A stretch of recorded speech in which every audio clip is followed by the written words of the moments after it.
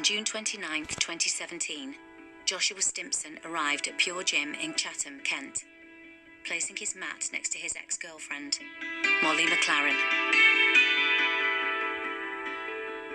The human instinct in you wants to be wrong, and you want to feel as though it is just a coincidence. Molly, an A-grade student in her second year of university, with a promising career as a fitness instructor and blogger. Get to the same bit every day. I feel like I'm lagging. Everyone gets that bit. Just got to push through. It is not pretty. Stimpson, a double glazing salesman from Rochester, with a history of unhealthy relationship breakups that go undetected. He turned very quickly into this very, very nasty, manipulative character. She was upset every day. The two would meet through the internet. Stimpson would use his online presence to wage a reign of terror.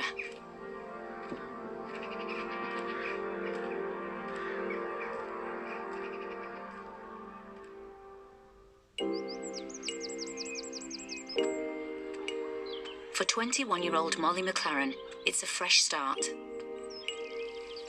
Next week, she starts university and can't wait. Molly is going to study health and fitness at the University of Kent. Like for all young people, uni means hard work, but also new friends, partying, and boys.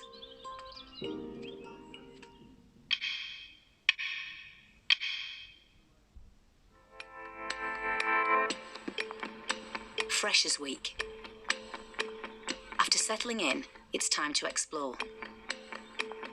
Kent University is only 7 miles away from where Molly grew up, but here there are new students from all over the country. In her first lecture, Molly spots a girl looking nervous and goes to speak to her. We were both on our own, just sort of looking around, sort of that nervous feeling of don't know anyone right now. But there was like this instant connection between us, and we didn't at the time know what that was, but we were just drawn to one another. Molly's charm means she quickly forms a new group of close friends. They enjoy meeting up and socialising in nearby Chatham. As well as Jennifer, Amelia Davis is part of the group. They all share lectures and a love of exercise. Molly was very motivating in uni, especially when you were close to her. She really could motivate everyone around her without kind of much trouble. It was kind of just something that came naturally to her, and just always asking funny questions in lectures. All the lecturers say, like, you know, the questions she came out with or something she would say is just hilarious, but always just like puts 100% into everything, and that's why she got like amazing grades. As well as making new friends and partying, Molly throws herself into study. I think everybody knew Molly right from Freshers Week in terms of she was such a bouncy, lively personality, always full of enthusiasm. So, you know, one of the lecturers that I spoke to described her as the light that came into the room. Every day she'd walk into lecture, smile and a coffee in her hand, powered by coffee every day. With your closest friends, it's not always about doing the most exciting things when you're really close to someone. So for us, it was going to the gym together. We'd always have a laugh every time I went with her. And that's why I loved going with her, because she always made it fun. As Molly's friends get to know her, they discover her outgoing, lively personality. Something one of her close friends knew well. Molly and Amy grew inseparable when they worked together at Ted Baker in Dartford. My first impressions of Molly was how beautiful she was. You never really saw her without a smile on her face. She was the joker of the pack, shall we say. She always brightened up your day. If you were down in the dumps or if you were having a tough time with a customer, she'd be the first person to come up to you and kind of make a joke out of it and make it all okay again. For students, dating is priority number one, but Molly is looking for something deeper. Molly's dating history was, she never really had a lot of boyfriends. She was quite passionate about finding the right person, and for her it wasn't about being in a relationship because everyone else was or because she felt like she should be. It was very much about connecting with somebody on a personal level. The tight-knit group of friends live their lives online, uploading their daily activities to apps like Snapchat, Instagram and Facebook. Molly goes even further and starts her own fitness blog. She was really, really into her high-intensity training in the gym. She used to love HIIT circuits and stuff like that, always posting videos of her little gym workouts. Get to the same bit every day. I feel like I'm lagging. Everyone gets that bit. Just got to push through. It is not pretty. When Molly was in university, she started writing her blog, and a lot of people read it. And I read all her posts and was sharing them because they were just so motivational. And she just seemed to overcome kind of every barrier she came to. Even with things like hard university work, she would always overcome it and do so well at it and get a really good grade. But behind her good grades and busy social life, Molly is hiding her own personal problems. At the time, I had no idea that Molly had battled her own sort of mental health issues with eating disorders, as had I done. And I don't know what it is, but when you have had those issues, there is something that draws you to a person. You don't even have to know, but you've just got to look at each other and there's this connection.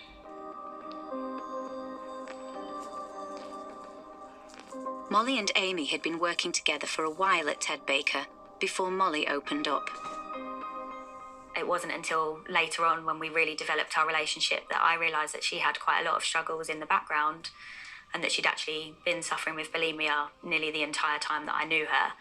Every day she would have to make conscious decisions to stay on track and not allow this disorder to take over her. And she was really good about it. Everyone has bad days, but she was honest. You know, I'm having a bad day. Everyone has a bad day, but this isn't the end.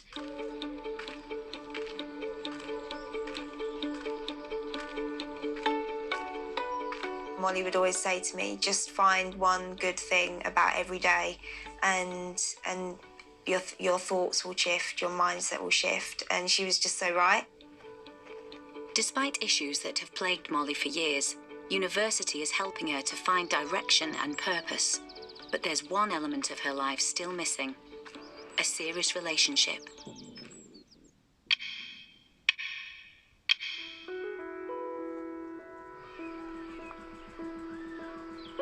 Molly's first year at university has come to an end. Exams are over. It's the summer.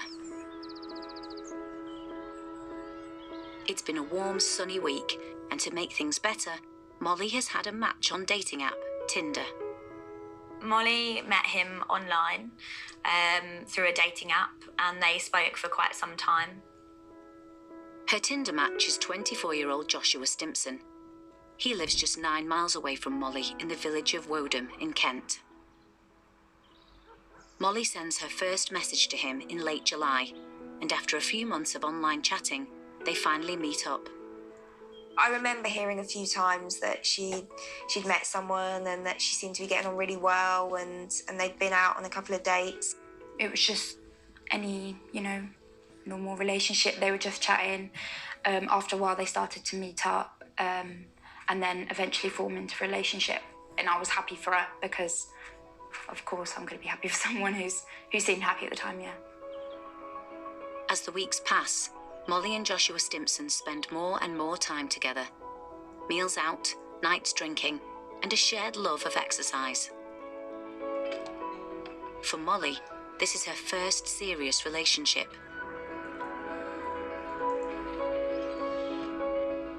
A person she can open up to and share secrets with.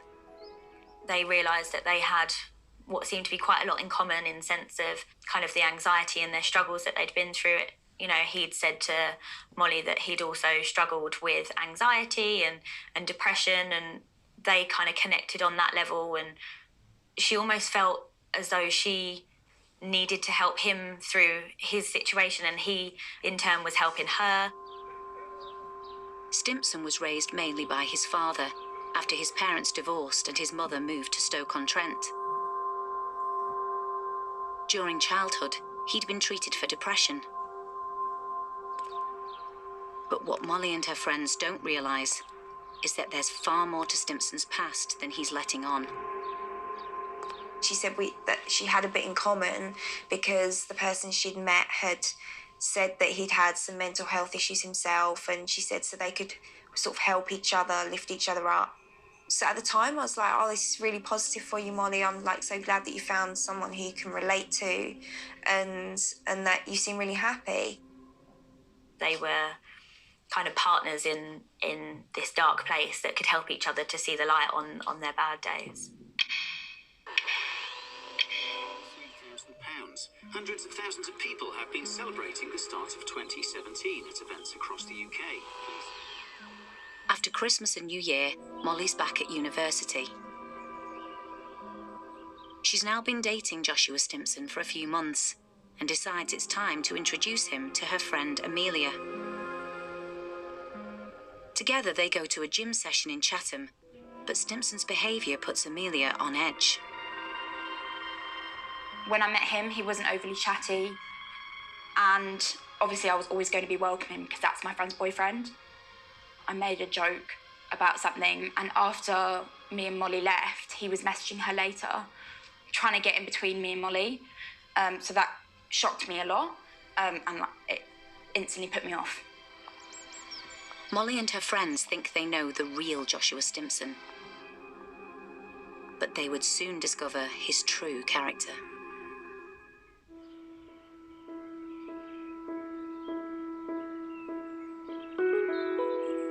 22-year-old Molly McClaren has been in a relationship for 4 months with Joshua Stimpson after meeting him on Tinder. But Stimpson is hiding a dark side. He has a dangerous history with ex-girlfriends. Molly's friends are now noticing changes in his behaviour. If she wanted to have a day of studying, he would tell her that, you know, he needed to be there for her, and was very manipulative in his approach for them to spend time together. He would often turn up unannounced at her house. Molly begins to feel she needs more space in the relationship. She texts him.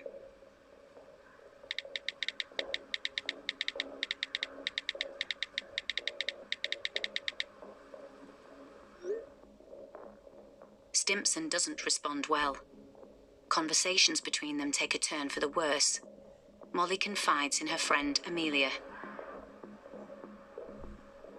I mean, I've never been spoken to like that, and it surprised me that, you know, he was kind of saying those things and not saying sorry for them. She was still herself and she was very resilient, but at the same time there was, you know, a lot of moments where he would bring her down emotionally, or she would just feel really down in herself because she thought she was in the wrong because he made her feel like that. I think that's when the cracks started to show that a lot of this wasn't sincere, that it was all quite manipulative, and it had an end goal, and that was to completely isolate her from her friends.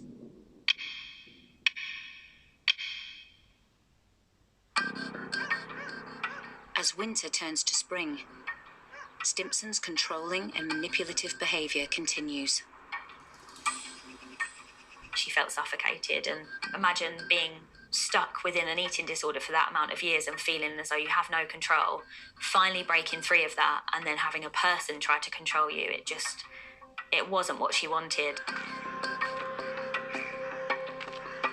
Molly has had enough and decides to end the relationship. But Stimpson won't accept it and bombards her with a series of messages pleading for them to get back together.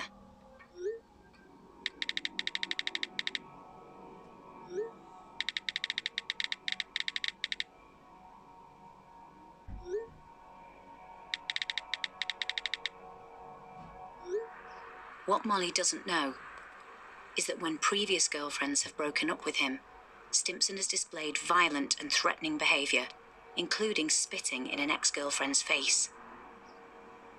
He also slashed the tyres of another and threatened to drown her. But a few weeks after Molly breaks up with him, against the advice of her friends, she takes him back. I advised her not to, but I think she was just so caught up in guilt because he had made her feel like that. But as soon as they get back together, Stimpson picks up right where he left off. He would invite himself out on group nights out that she hadn't invited him to. So, for example, she would go to a gig and he would say, oh, cool, what time are we leaving? Or who else is coming? So it was almost without being invited. So I think, again, that was a flag that really he didn't want her to have any alone time with her friends. And that, for me, isn't really something that I thought was okay.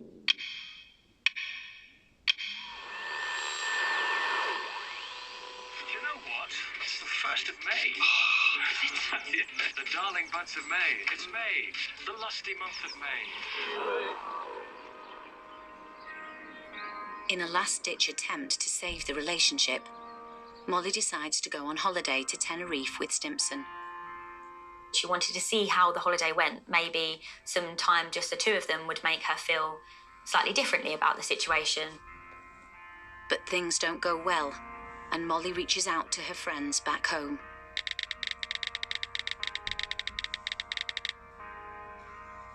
The holiday went not too great, and she texted me while she was on holiday, and she said they really weren't getting along.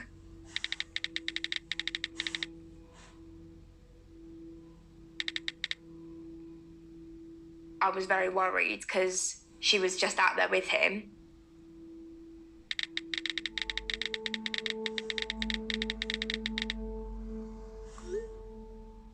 She'd said that he just wasn't listening. He just wasn't taking on board anything that she was saying. When she came home, she was set on breaking up with him. Radio till 10 p.m. tonight. And let's start, because you need to go on.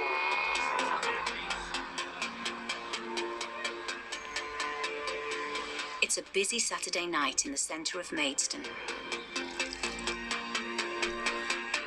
Molly is out celebrating her 23rd birthday with friends. Although she's been arguing with Stimpson over Facebook Messenger for days, they're still a couple. He'd come along, and I think the evening was going okay.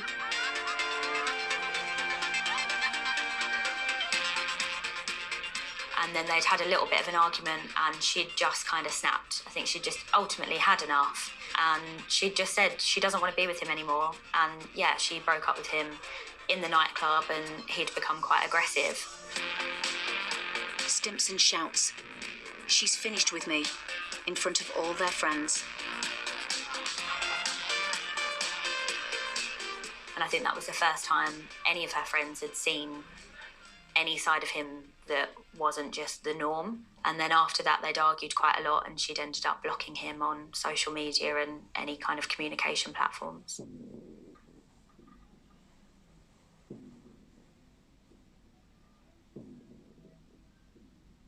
But for Molly, her family and her friends, a cold and calculated nightmare would now begin.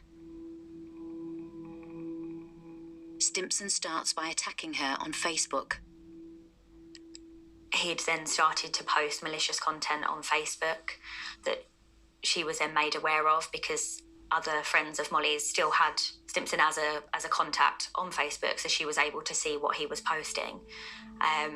He'd tried to publicly humiliate her by disclosing information and tagging her family in it so that they would see some of the messages that she'd sent and things that she'd been up to with her friends. So again, it was more about this return of public humiliation that clearly he held her responsible for. Molly had spent a lot of time creating an online image based around healthy living and fitness. Everyone gets that bit. Just got to push through. It is not pretty. Stimpson tries to ruin this, posting that Molly is using cocaine. He tags her family in the posts so they can see them. Molly is distraught. I saw some of the online abuse. She sent me screenshots of them in a text conversation we were having. And this was the time that we weren't at uni together. But I knew she had people around her, she had her family, she had her friends, and I was really thankful for that. But it was definitely hard because I wanted to be there for her. And I was also so relieved because I thought that was going to be the end of it and he was going to leave her alone. Molly's Facebook friends block Stimpson, so he continues his abuse on WhatsApp. She becomes terrified he will turn up at her house and messages family and friends.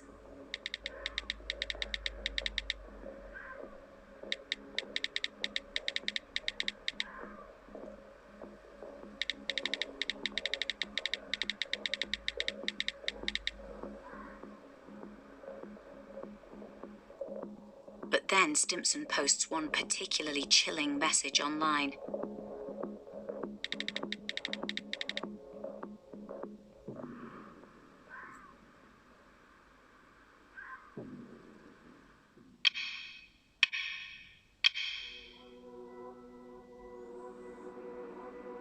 Molly now feels like she has to do something. She screenshots and prints out Stimpson's abuse.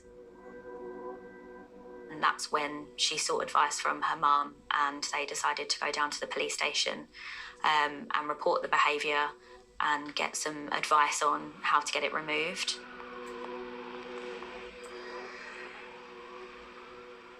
And it was quite chilling because the police officer at the time had decided that the best course of action would be to phone him and ask him to take the content down. The officer rings Stimpson and places the phone on speaker.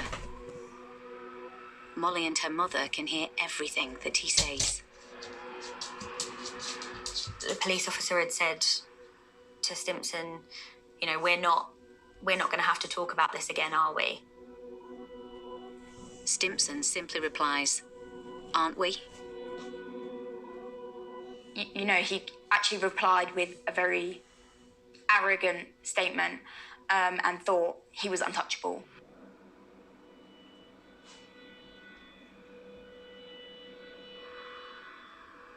Molly immediately texts her friend Amy.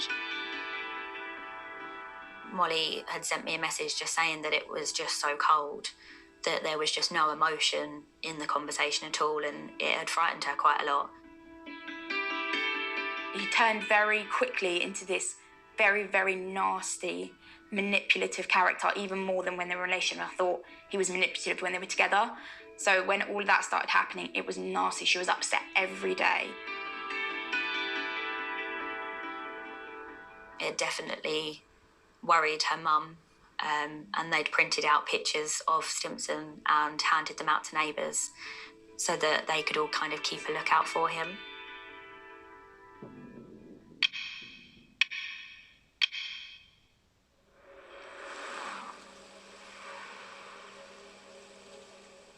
Stimpson goes to work, but leaves early. He drives to Asda in Chatham. Here he buys a Sabatier paring knife. Later that day, he also buys a pickaxe.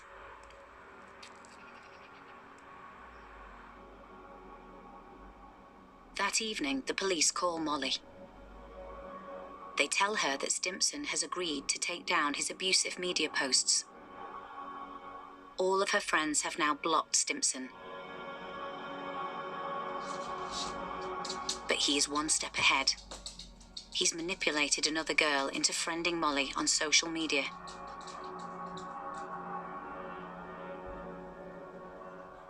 He'd managed to gain access to her whereabouts and what she was doing and what she was posting through another individual who had offered to feed back all of her movements to him. Somebody that ultimately wanted to harm her and now had access to where she was and who she was with and what she was doing.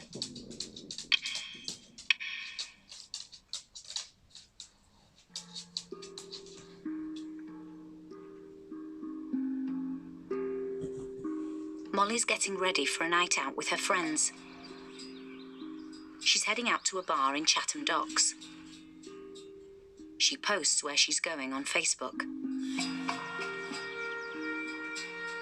But she has no idea that by doing this, she's letting Stimpson know exactly where she's going to be. We were in the pub and we were celebrating her enrolment on her PT course. One of our other friends had been promoted, so we decided to go for dinner and have a few drinks. Suddenly, the evening takes a dramatic turn. Stimpson shows up out of the blue.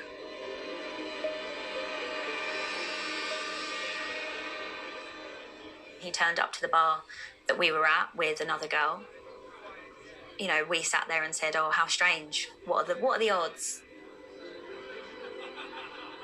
That, you know, maybe he was trying to stay out of your way. But actually, she'd posted a picture of where she was that afternoon, of where she was going when she was getting ready, and then, you know, he turned up. Just what a shame that you'd had to be here to witness him going on another date. And actually, she'd said to us, "I'm actually not jealous, and that's how I know I don't love him anymore." So for her, that was confirmation that she'd absolutely made the right decision.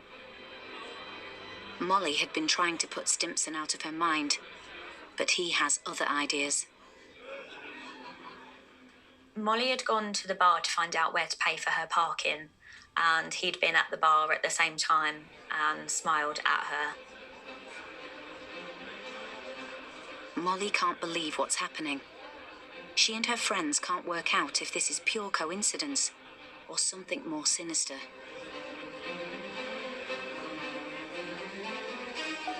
Stimpson continues to make the girls feel on edge.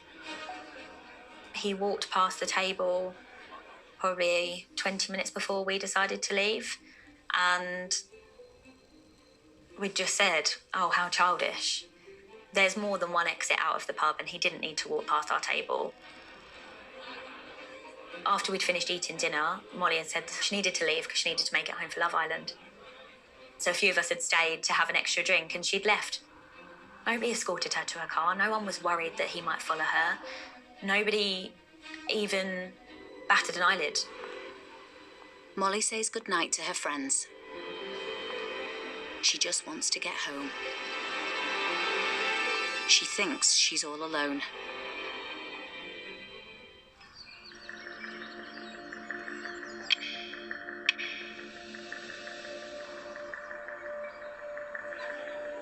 "23-year-old Molly McClaren is enjoying a night out with friends. However, the night has unfortunately turned sour. Her ex-boyfriend Joshua Stimpson has somehow found out where she's drinking and has turned up, unnerving Molly and her friends.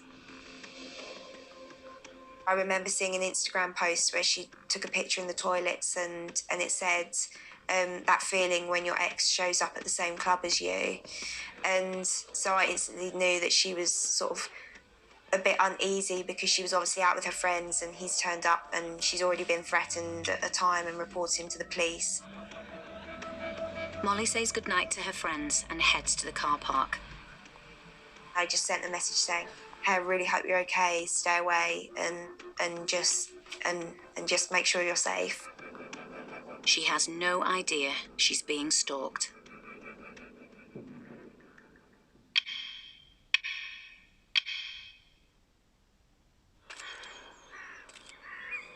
The next day, Molly McClaren wakes up early at her home in Cobham, Kent. She gets dressed, leaves the house, and gets into her car. She drives to her gym in Chatham. She wants to record another fitness blog and post it online. Molly is unaware that she's being followed by Joshua Stimpson. Molly arrives at the gym just before 10 a.m. Shortly after, Stimpson enters the car park. We'd been chatting in the morning and I'd just said to her, you know, don't worry about him. You know that you've made the right decision, and she was feeling good.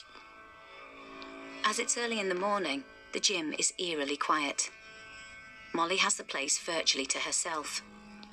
She happily works out, oblivious that Stimpson has followed her again, the second time in 24 hours.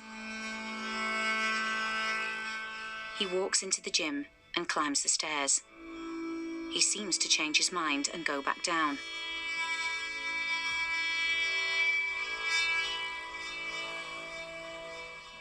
But he turns back.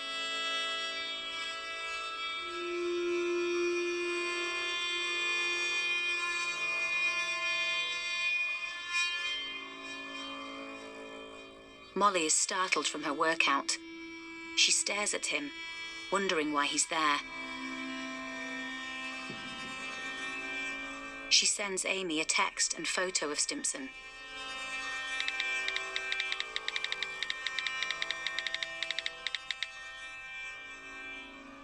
And I'd said to her, I don't think that's right.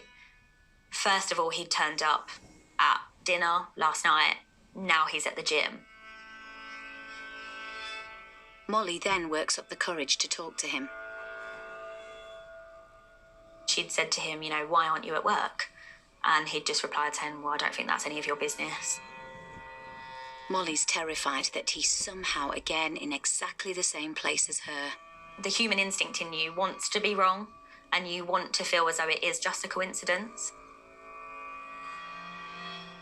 Amy is really worried. Together they try to work out how Stimpson knew Molly was there. Did you post anywhere that you were going to the gym? Was my first reaction. She'd said that she hadn't put anything on Facebook or Instagram, that she was filming stuff for uni. No one could have known she was there. But suddenly, Stimpson leaves. Molly is now completely alone and unsure what to do next. She texts Amy. I'd said to her, maybe you should just leave. Just take yourself out of the situation.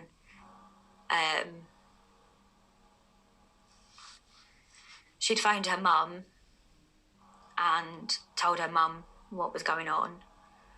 And her mum had given her the same advice as well, which was to leave, to go straight home. And he'd been driving around the car park waiting for her to leave. Molly gets her belongings together and texts Amy again.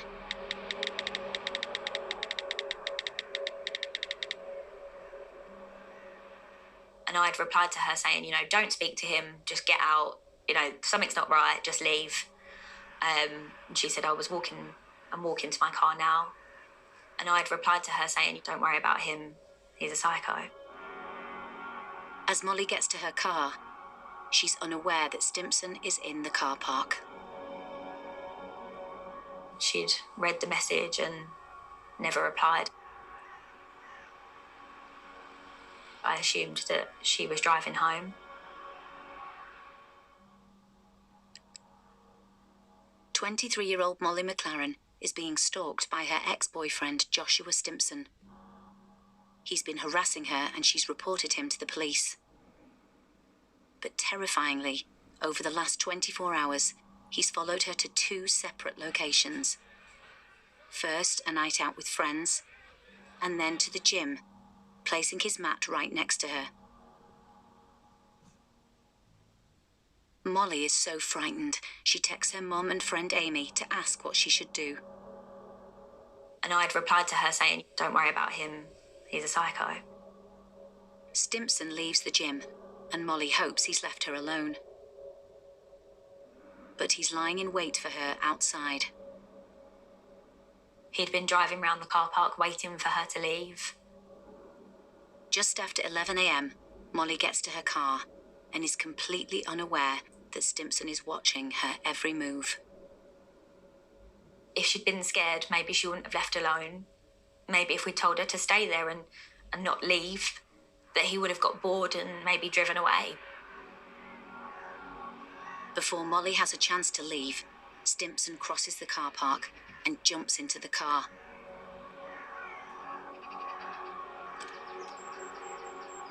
At 11:08 a.m, he viciously attacks Molly McClaren, stabbing her 75 times.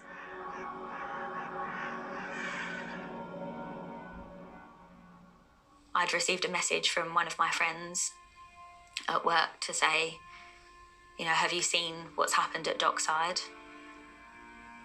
And I'd gone online and I'd had a look, and I thought, gosh, that's really, really horrific. And never for a second did I think that it was her. And I tried to ring her and I tried to text her and she didn't answer. And that's when I thought, God, I've got a really, really horrible feeling. And it just wasn't real. It will never be real. Get to the same bit every day. I feel like I'm lagging. Everyone gets that bit. Just got to push through. It is not pretty. I wasn't really thinking. It was just like shock. Yeah.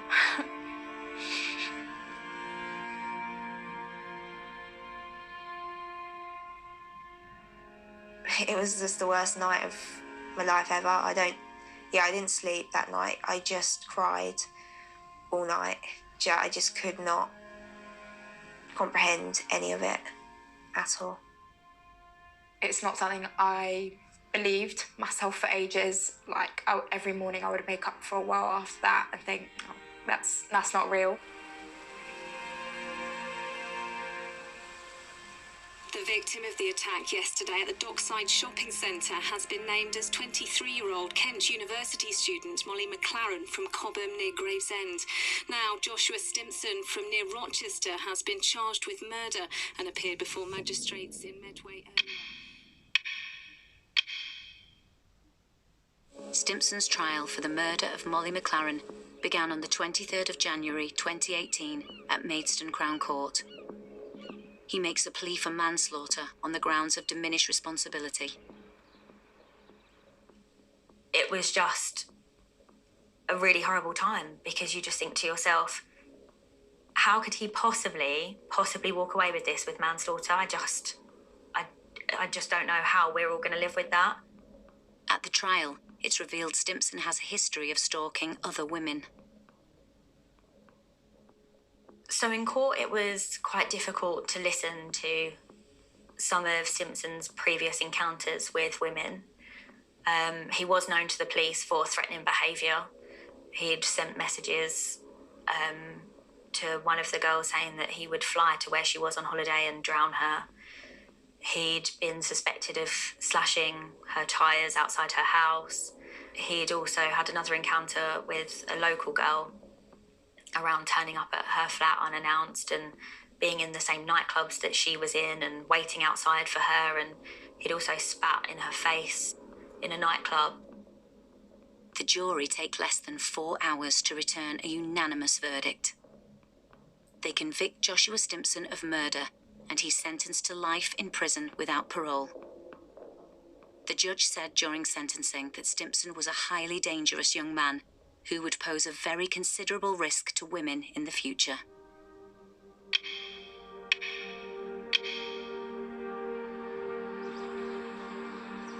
Five months later, Rochester Cathedral hosts the graduation ceremony for Molly McClaren's university year. The main hall is packed, and there are 2 guests of honour in the audience: Molly's parents. Most Honourable Chancellor, it is with great sadness that I now invite Doug and Joanne McClaren to accept the award of undergraduate diploma in Sports and Exercise for Health, awarded posthumously to Molly McClaren. He gives them the certificate, speaks to them, and it's at that stage after that that everybody gets the nod. And at the same point, Gavin turned Joe and Doug towards the congregation so they could hear and see this celebration.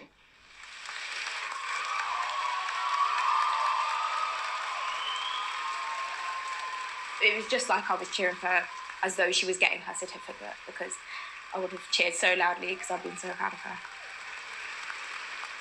The students, the staff, everyone in that cathedral lifted the roof. We were cheering, we were whooping, and yeah, we were really, really remembering Molly.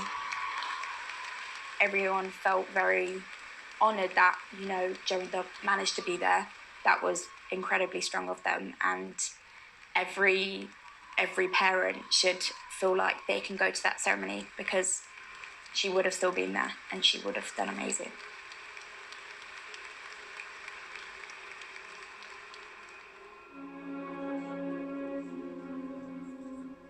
Since Molly's death, friends and family have set up a charity for people suffering with eating disorders called the Molly McClaren Foundation. There's one thing I've learned from her relationship and their situation is that there are red flags as you go along, but unless you really sit and evaluate them as a whole, they don't look like red flags, and that's probably one of the most upsetting things. The rise of social media and the internet has meant that stalkers have found a new way to track and target their prey. I don't think there's enough awareness about it at all, because before this happened to Molly, quite honestly, I was completely unaware of it. Maybe someone may bring it up in a conversation, but I wouldn't draw any attention to it at all. You never think it would happen to you, or it's never happened to me, I don't really understand it. Who would do anything like that? I think in the modern day, it's still very new. It's not something that people have had a chance to really look into. And it's more scary than anything. Many people that post where they are, when they're there, the introduction of live videos, Snapchat being in the moment. You don't necessarily know who's watching. And yes, you can control your friends list and you can control who is viewing your things on Instagram. But do you really know those people? It has really impacted me with dating. I'm sure there will be a time where I will meet someone and I will be okay and maybe have a nice relationship, but at the moment I'm just always on edge when I'm doing things like that, especially when someone contacts me on social media. Molly and her friends unwittingly fell into the world of a psychotic stalker, partly because of their generation's dependence on online life. A lot of this cyber stalking can lead to things like, death and serious injuries. And I don't know what's more serious than that, to be honest. In the UK, at least 2 women a week are murdered at the hands of partners or ex-partners. Stalking-related behaviour is identified in 94% of these cases. The tight-knit community of Cobham are standing strong. Every year they celebrate Molly's birthday by hosting a charity festival called Molly Fest. Her story resonated with so many people. She was so young, and everyone has a best friend, everyone has a daughter, everyone has, a cousin, and it was really important for us to have her remembered for who she was and what she stood for, and not what happened to her. Some days it's easier than others, and I do shed a tear most days. But I talk to Molly every day, and I love watching videos of Molly. We just all, had to believe what had happened and just move on from it and do the best that you can and take every day as it comes.